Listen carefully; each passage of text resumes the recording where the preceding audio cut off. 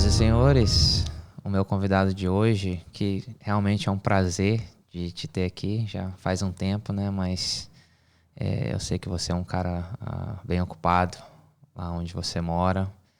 Obrigado por tirar esse tempo para vir aqui. Eu sei que é uma viagem, uns 3 horas para você chegar aqui, né? Mais ou menos. Rafael de Souza, mais conhecido como The Mortgage Guy. Uma pessoa que eu já venho trabalhando já tem um tempo já. Acho que esse ano a gente já fechou umas 6 ou 7 transações já junto. O rapaz sabe o que faz. Por que você não se introduz aí pra galera, Rafa? Não, claro. Para quem não me conhece, meu nome é Rafael de Souza. Já trabalho no mercado imobiliário já vai fazer 8 anos. Sou agente financeiro, sou um gerente ali para Cross Country Mortgage, ali em Massachusetts, cidade de Burlington. E a gente trabalha com vários programas para clientes, como você sabe, Dani, a gente já trabalha com vários cenários, tanto com social, I-10, entendeu? Bank statements. Então, assim, é um ramo muito bom e, querendo ou não, o nosso foco maior é sempre focar num sonho que o nosso cliente tem, entendeu? Não é nem fechar uma transação, certo? Sim, claro. É focar no sonho que o cliente tem. Então, assim, é um trabalho que, querendo ou não, requer muito de nós, porém, ao mesmo tempo, podemos, assim, cara, eu não trocaria por nada, entendeu? Assim, ver a reação do cliente depois de um fechamento assim, é a melhor inexplicado. Coisa, né? É inexplicado. Não, eu sei. E uma das razões que eu quis te trazer pra gente bater esse papo foi porque eu vejo isso em você. Com cada cliente, você está olhando não como uma transação, mas como você pode usar, como você pode ajudar aquela pessoa. E o Cross Country Mortgage, né? Já tem muito tempo que eles estão no mercado já? Já tem bastante. Já é uma companhia mais nova, entendeu? Mas já tem mais de década aí que já estão aí no mercado. Então, assim, a Cross Country, ela hoje talvez seja uma das companhias de mortgage, ou companhia não, mas um lender, né? Um banco de mortgage que tem crescido no mercado. Sim.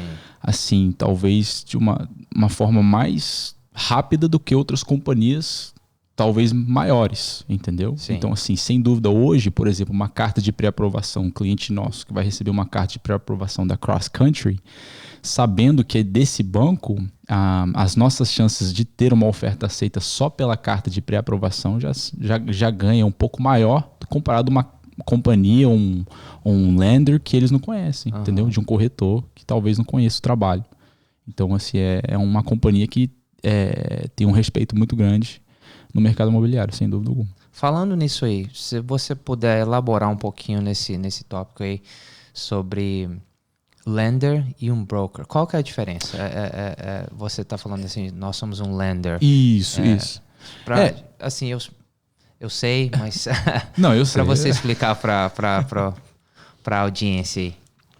Bom, a questão do lender é que você é o banco, entendeu? Eu trabalho para um lender, ou seja, eu sou o banco, eu sei do que, quando eu dou uma carta de pré-aprovação, não é que é certo o garantido, mas as suas chances de fechar sabendo que a carta de pré-aprovação já vem do banco, são maiores.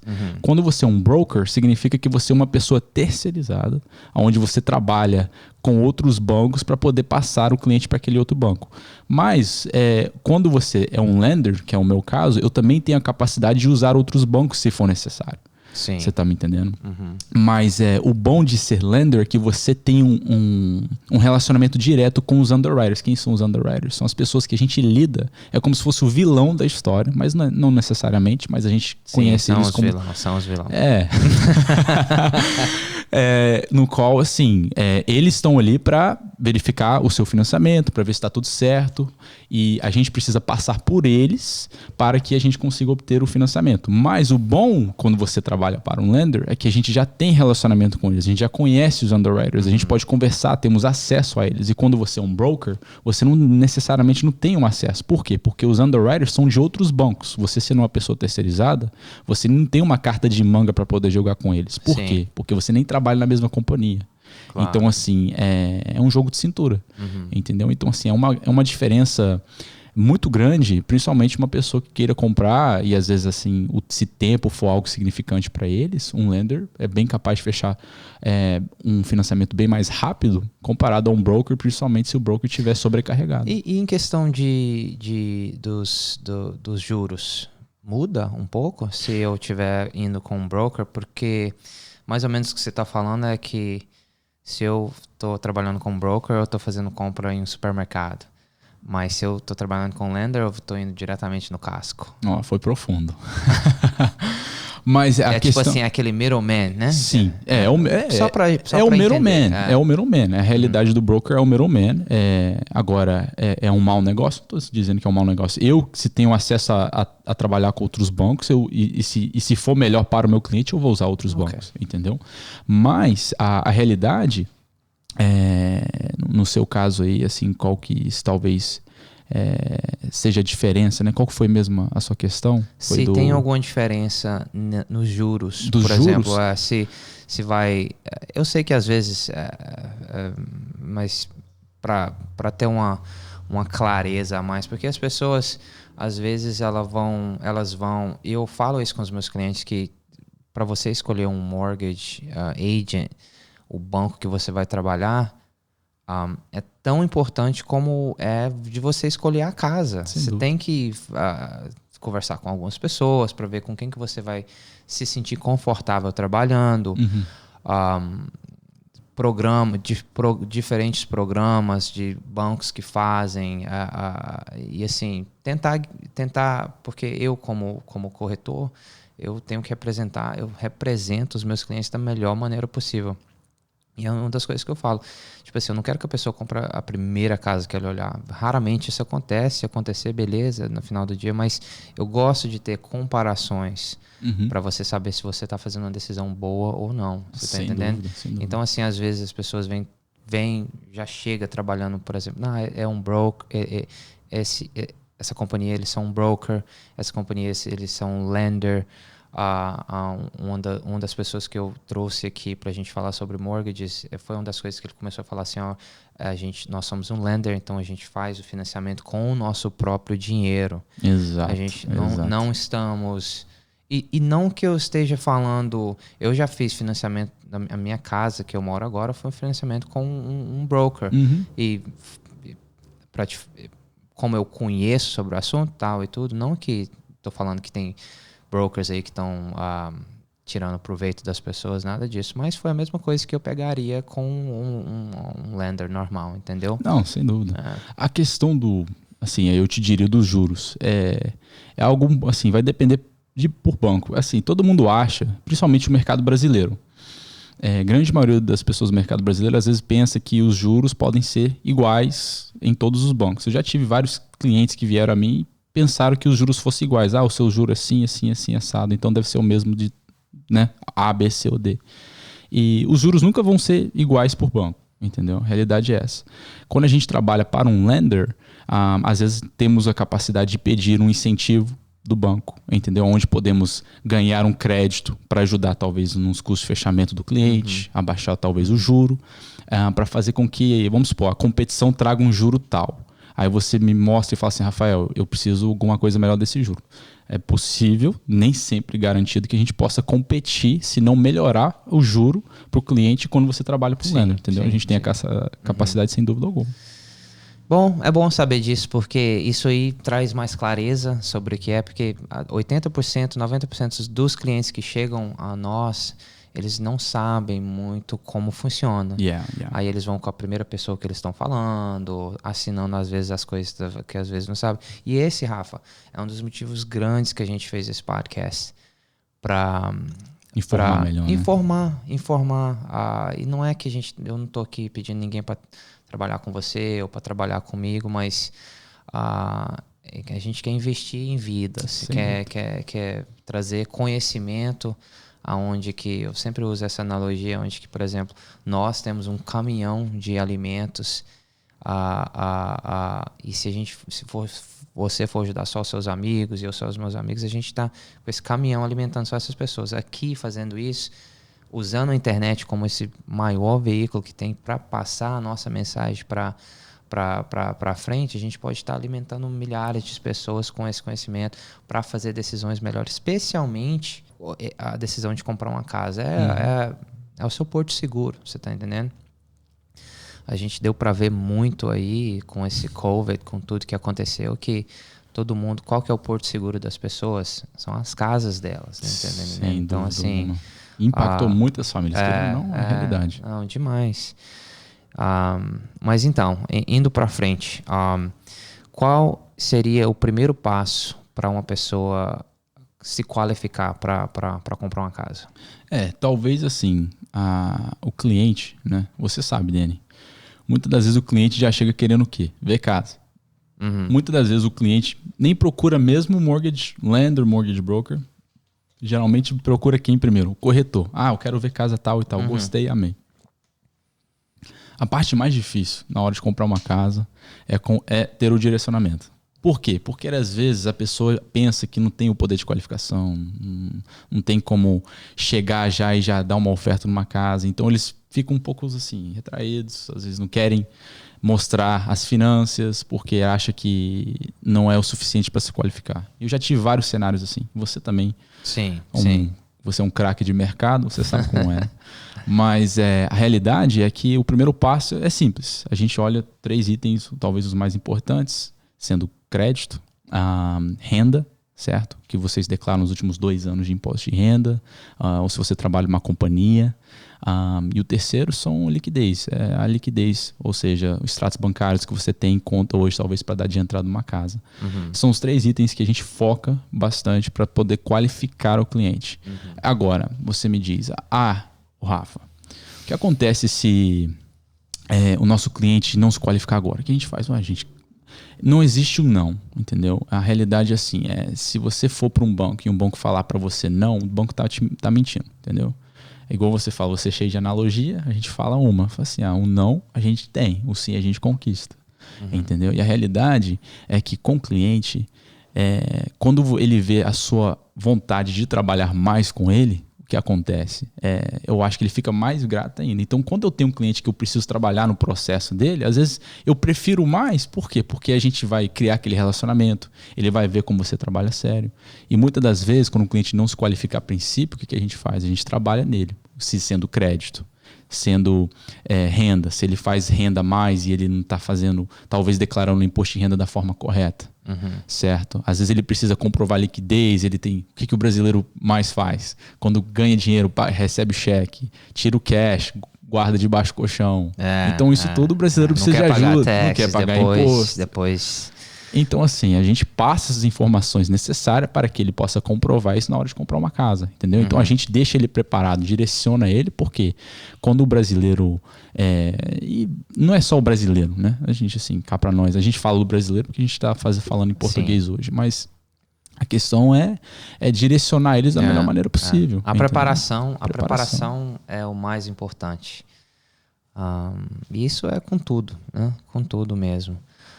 É sempre o que a gente tenta falar com os clientes também que vem. Esses dias teve até um caso, o cara chegou, eu quero comprar uma casa, me leva aí pra gente já ver, já tem umas 2 que eu tô interessado. Falei, você já foi pré-qualificado já? O que é isso? Pra você saber se você pode comprar a casa. Muitas das vezes as pessoas, elas têm assim, elas levantam uma parede depois que você fala de pré-qualificação, porque você está falando de dinheiro, se ela pode comprar ou não. Mas não é por isso. Tem vários fatores que entram nisso aí, né? Sem dúvida. Que agora a gente vai falar sobre programas e muito entra pelo que você está qualificado. Aí ele, não, rapaz, preocupa não, o meu crédito é 900. Não, pode me dar a carta aí que meu crédito está perfeito, tá 1000%. 900, você já viu o crédito 900 já, Justin? Mas tranquilo, é por isso que é bom você sentar com a pessoa, por exemplo, se a pessoa sentou com você primeiro, você veio na pessoa certa para você saber se você realmente pode pagar por essa casa. Exato. Se não, você dá uma tarefa para a pessoa. A gente trabalhamos com clientes que demorou um ano para eles estar pronto para comprar uma casa, mas eles fizeram exatamente a tarefa que a gente falou. Ó, se você fizer isso, se você fizer isso, se você se preparar bem, daqui um ano, juntando isso aqui tudo, dá para você fazer. Daqui 6 meses dá para você fazer. Estamos trabalhando com um cliente agora. Você me falou que se ele for 10 ou, se eu não me engano, 10 ou 20 pontos a mais de onde está o crédito dele, ele já vai estar preparado. Yeah. Fomos num rapaz que faz credit repair. Ele falou que pode durar de 4 a 6 meses, sem problema. O rapaz está trabalhando naquilo ali. Por quê? Porque ele quer comprar a casa dele. E você sabe melhor do que qualquer um, Danny. A ideia da carta de pré-aprovação é porque muitas das vezes o cliente chega o quê? Já quer ver uma casa, ele nem sabe se qualifica para aquela casa. A carta de pré-aprovação dá para o cliente aquela garantia para ele. Garantia, eu diria assim, em qual valor de casa ele poderia olhar, qual é o limite dele. Então, assim, porque daí pelo menos você sabe que você está indo em casas que você tem a capacidade de comprar. Você está me entendendo? E se você estiver vendo casas talvez seja mais cara ou muito barata, talvez você não queira, entendeu? A carta de pré-aprovação te dá aquele direcionamento perfeito. Sim, sim. Falando em carta de pré-aprovação, eu sei que tem programas diferentes, verdade? A pessoa que está comprando pela primeira vez, quero até que você elabore um pouquinho também nos loans de Tax ID. Yeah. Quais são os programas que você com a sua companhia trabalha? Bom, são vários. Talvez todos os programas de mercado, né? Temos o que eu falo Mass Housing por causa de Massachusetts, mas talvez o City Housing e New Hampshire Housing com 0% de entrada, dependendo da qualificação do cliente, crédito. Temos programas convencionais. 0% de entrada? 0%. Sério? De entrada. Temos capacidade para 0% de entrada. Aí, Justin, 0% de entrada. Você que gosta de 0%, 0% interest, esse cara é um ninja. Mas 0% de entrada? Uau! 0% de entrada. Então, assim, eram programas que ficavam parados. Estavam parados por conta da pandemia. Mas, assim, ao longo do tempo tem voltado. Temos programas convencionais, FHA. Convencionais são programas assim que são garantidos pelo governo americano. FHA é um programa segurado pelo governo. E o que acontece é que o FHA talvez é o mais famoso, principalmente no nosso meio. O FHA é o conhecido como aquele programa First Time Home Buyer, onde você dá 3,5% de entrada, juros mais baixos. E como o FHA fica assim... mais visado, sendo que tem outros agora que você pode fazer 0%. A questão do FHA é que o FHA ele abre um leque, né? Ele abre um leque para o cliente. Qual que é esse leque? Muitas das vezes, se o cliente tem dívidas maiores, por exemplo, carros, dívidas mensais, né? O banco não olha nem tanto o tamanho da dívida e sim o tamanho da mensalidade. Se a sua mensalidade for muito alta, o FHA ele te dá um poder de compra maior comparado a um programa convencional. Aí tem alguns itens lá onde vocês têm a capacidade de se qualificar nesse programa comparado a um outro. E muitas das vezes o limite de crédito do FHA é menor, entendeu? Então, assim, você tem como qualificar no FHA com uma pontuação menor do que num convencional. Qual que é a pontuação? Olha, antes era abaixo de 620 pontos. Hoje a gente trabalha com 620, mais por conta da pandemia. Mas geralmente 620 pontos para cima no FHA você tem capacidade de qualificar. E olha que 620 pontos não é difícil obter, entendeu? Já vimos créditos ruins, onde levantamos a pontuação em alguns meses, como você já citou. E o FHA é um programa ideal, principalmente para essas pessoas que não têm crédito muito bom e têm dívidas altas, porém, como carros, entendeu? Financiados, empréstimos financiados, onde eles ainda teriam a capacidade de dar uma entrada mínima e se qualificar numa casa. Então, só para ser mais claro nisso aí, às vezes as pessoas não entendem. Se você tem um pagamento de um carro que é $400 por mês, são $400 a menos que você vai ser aprovado para comprar uma casa, então. No caso, a forma que o banco olha é, por exemplo, vamos supor que você tem uma renda mensal de $1.000, certo? Os seus cartões de crédito, seus carros, mais o mortgage que você vai pagar, tem que ser na faixa de 50%. Então, metade da sua renda tem que cobrir as suas dívidas mais o mortgage da casa. Você tá me entendendo? Geralmente é nessa faixa de... Assim, eu tô fazendo uma faixa de entendimento para saber como se qualifica. Então, vamos supor, se eu aumentar com uma prestação de $400... Né, que eles falam, exatamente, né? o debt to income. Mas se eu aumentar com uma prestação de $400, Aí o que acontece? Você não vai estar mais qualificando para aquela casa de valor X. Você tá me entendendo? Engraçado é que, assim, às vezes uma pessoa tem $10.000 de conta de alguns credit cards, né? 3 credit cards que o minimum payment $25. $25. Mas tem um carro que é 10, que eles comprou por $10.000 que eles pagam $400. Aqueles juros de 22% lá. Um bom negócio foi prometido. Então o FHA e o Tax ID Loan, que eu creio que isso. assim...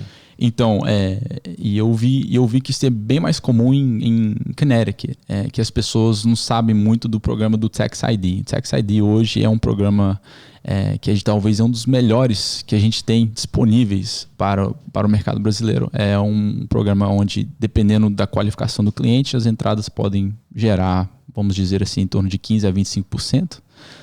Até 15%, então? 15%. É uma possibilidade para o cliente. Eu tenho um agora que está financiando a casa com 15% de entrada. Uau. E isso depende de quê para ser 15%? Bom, para ser 15%, ele tem que passar por alguns requerimentos. Ou seja, o crédito dele precisa estar acima de 700 pontos. Ele precisa de ter pelo menos umas 5 linhas de crédito que já tenha 12 meses. Entendeu? 5 linhas, o que é linha de crédito? Cartão de crédito. Carro é considerado uma linha de crédito. Entendeu? O empréstimo do banco é considerado uma linha de crédito. Sim. E a linha de crédito não precisa nem assim estar válida no momento. Pode ser uma linha de crédito que ele teve no passado, onde o cartão já foi fechado. Então, assim, são alguns itens assim para conseguir com que ele se qualifique, grande maioria das vezes. Mas, assim, no modo geral, 20% é o que a gente fala para os clientes. Os 15%, se a gente conseguir, melhor ainda vai ser. Melhor ainda, né? Entendeu? E em questão de juros, a diferença é muito grande, especialmente do que está acontecendo agora, né? Tipo assim, os juros nunca teve tão baixo como tá agora. Yeah. Tipo assim, provavelmente teve, mas não que eu era vivo. Olha, a realidade é o seguinte, uma coisa que eu sempre falo para quem está comprando uma casa com I-10, em 2000, no início dos anos 2000, assim, nesse century, né? Os juros para quem comprava com social era na faixa de, vou te dizer, 7% para mais. Vamos colocar assim. Hoje, quem compra casa com ITIN number começa a partir de 5,8% e geralmente fica em torno de, vamos colocar 5,8% a 8% geralmente é a faixa. Uau, se você tiver um bom crédito no seu Tax ID, então você pega 5,8%? É uma possibilidade de você conseguir. Você começa a partir desse juro. Cara, assim, 1 ano e meio atrás, os juros normais estavam a 5,5%, você tá entendendo? E uma coisa que me pega muitas vezes, eu falo com as pessoas, aí eles veem o que está acontecendo, assim, mais ou menos com normal, se você está com social tal e tudo, 3%. Não, mas 6,5% é muito. Não, 7% é muito demais. Mas está ali pagando $1.800 de aluguel por 15 mês. anos, 20 anos. Um pouco cabeça dura, né? Tipo assim, bem melhor do que tá pagando aluguel, fazer um... você paga... a realidade...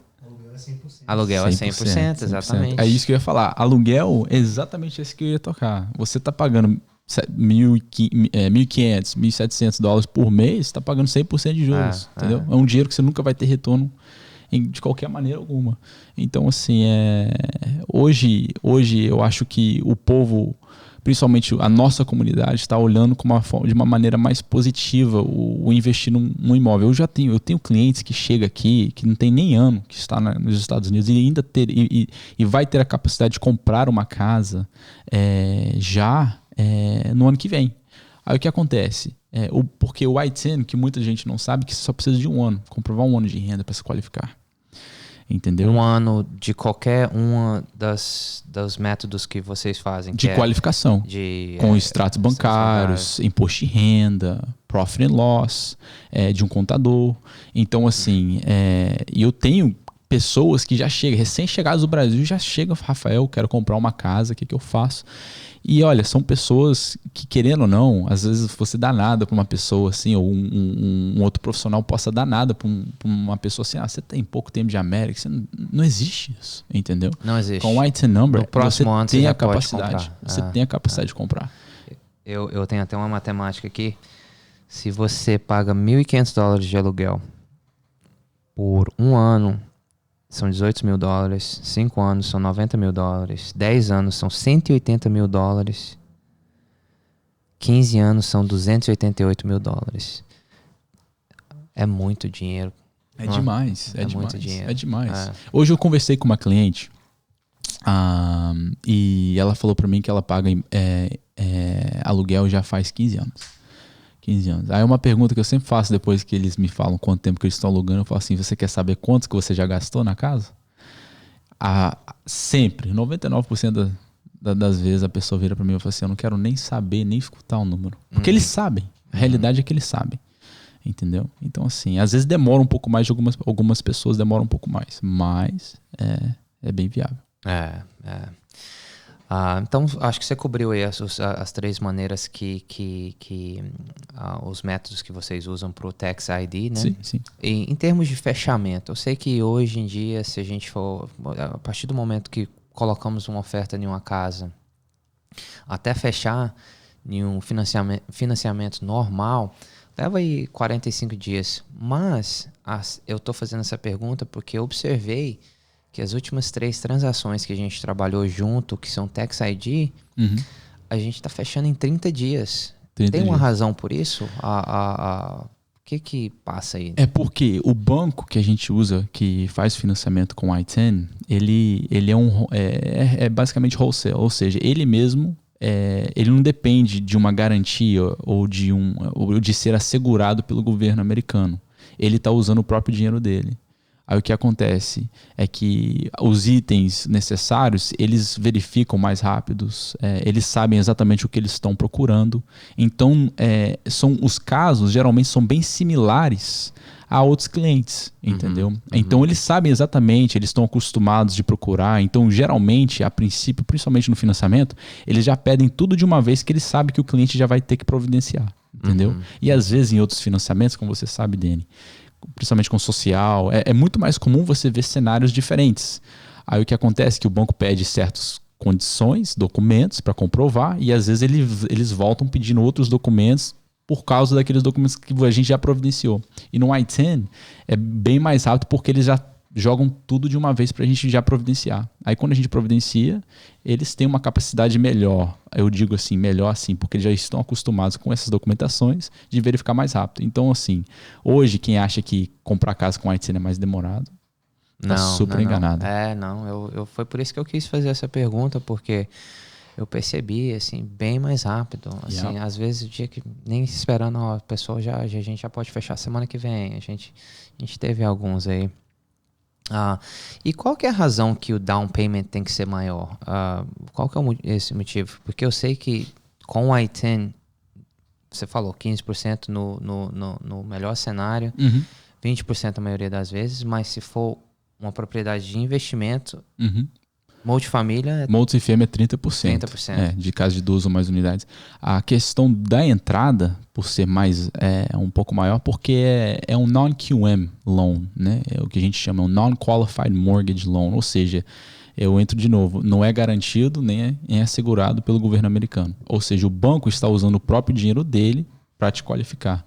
Ou seja, quando um banco usa o próprio dinheiro nesses aspectos, o risco é maior. Por quê? Querendo ou não, eles estão financiando pessoas que têm um IT number e não têm uma permanente residência aqui nos Estados Unidos. Sim. Aí se torna um risco maior para o banco. Então, eles querem ver que o cliente realmente é sério e já vem com uma entrada mais alta para poder meio que tirar essa pressão do risco. Você está me entendendo? Porque, querendo ou não, a garantia do amanhã para eles é um pouco mais arriscado comparado a um financiamento normal. Por isso que eles pedem mais. Então. Exatamente.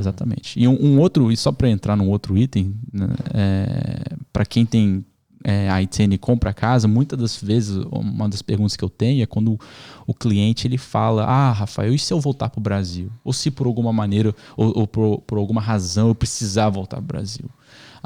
Eles não perdem o direito sobre o imóvel, entendeu? Assim, imigração e o mercado imobiliário são coisas à parte, entendeu? Então você ainda tem a capacidade de alugar ou vender a casa e tirar o que você conquistou na casa para você mesmo.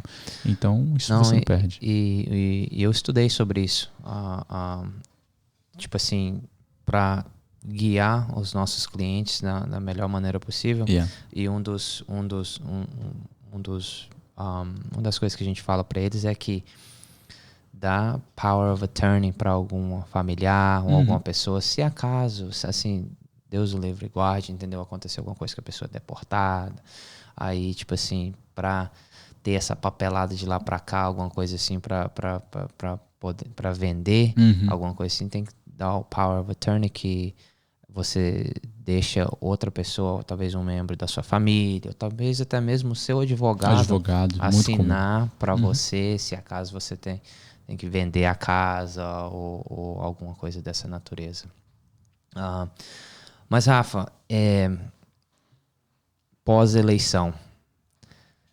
Eu sabia, eu tava esperando que a eleição tá chegando aí. Pós-eleição, a gente sabe que um dos motivos grandes que os juros estão baixos assim, tem muito a ver com a pandemia.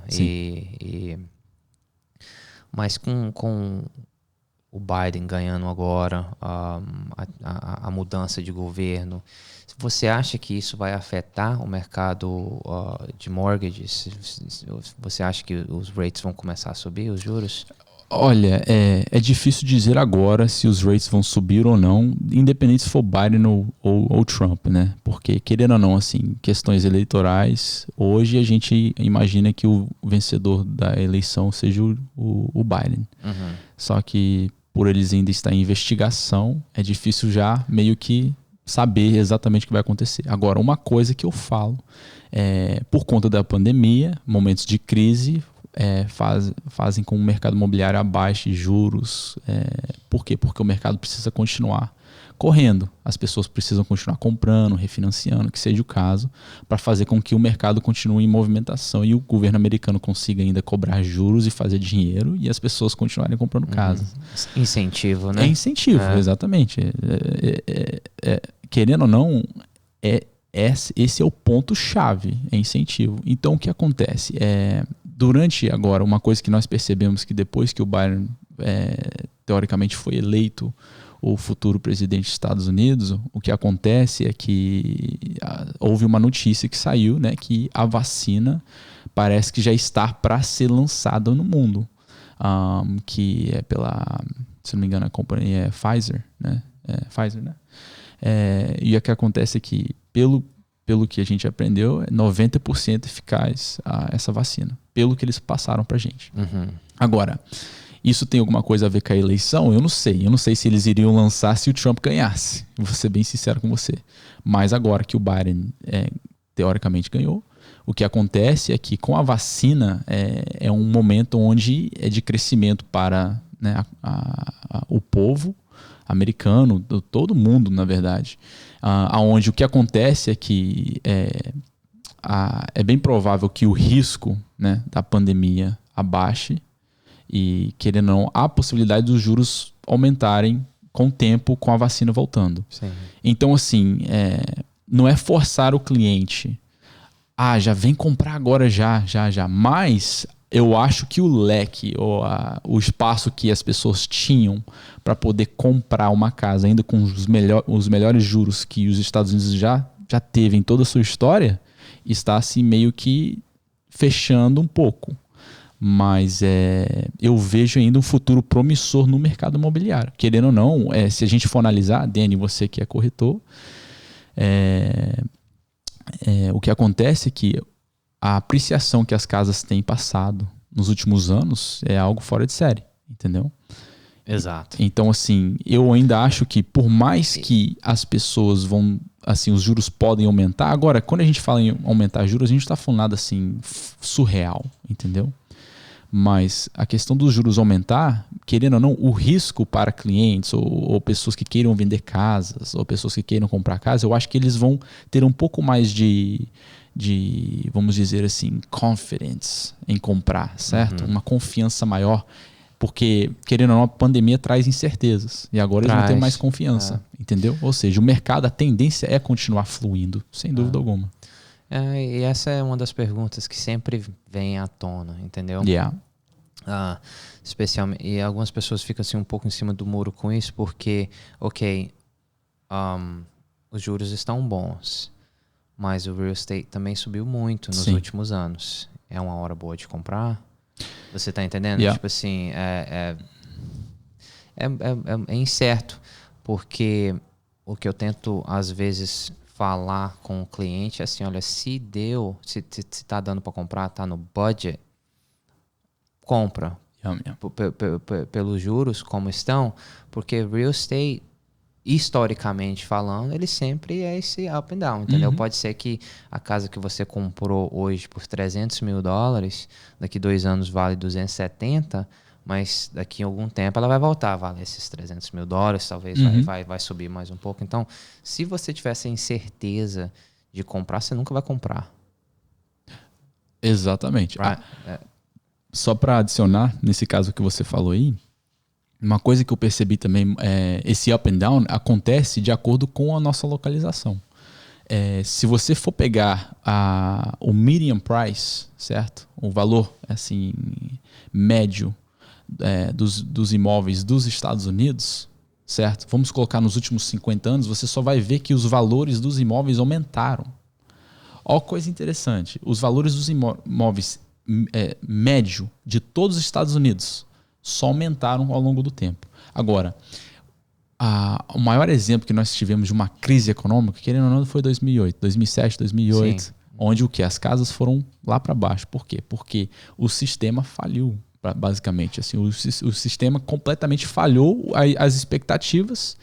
Os financiamentos não eram muito bem regularizados. Qualquer um se qualificava. Você está sendo nice em falar não eram muito bem. Querendo ou não, entra aquela ética de trabalho. Se você respirasse, você estava aprovado. Aí o que acontece?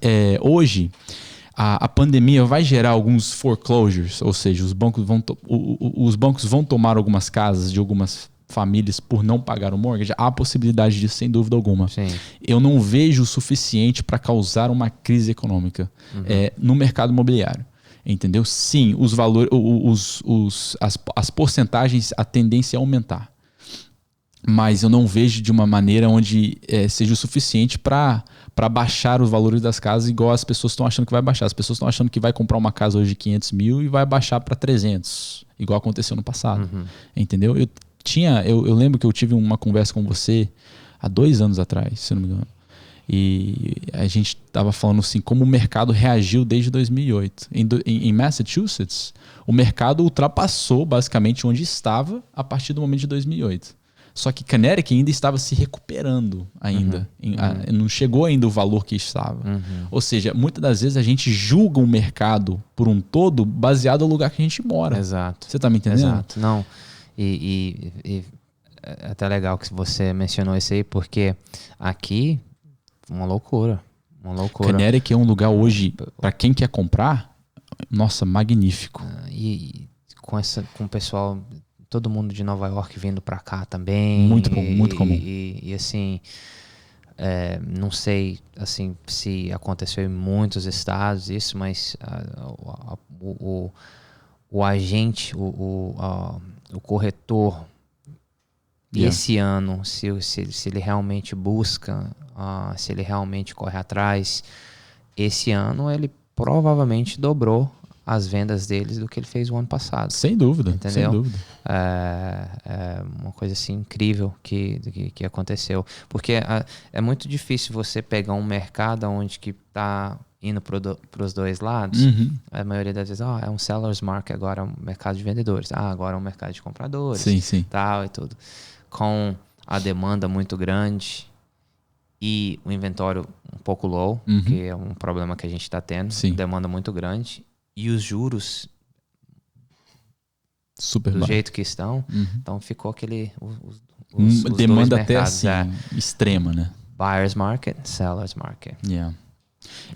A demanda realmente foi algo que talvez nos impactou assim, de uma forma que ninguém esperava, entendeu? O negativo que eu vou te dizer assim, que eu achei do excesso de demanda é porque talvez os vendedores das casas ficaram com receio por conta da pandemia. Você tá me entendendo? Então, assim, eu acho que o receio de certos, assim, donos de casas para vender o imóvel, eles ficaram com um pouco de receio não saber o que iria acontecer com o mercado, entendeu? Então, assim, eu acho que isso também impactou um pouquinho no excesso de demanda, sem dúvida. Não, eu tô vendo muita gente saindo porque eles entraram em 2008, você sabe, né?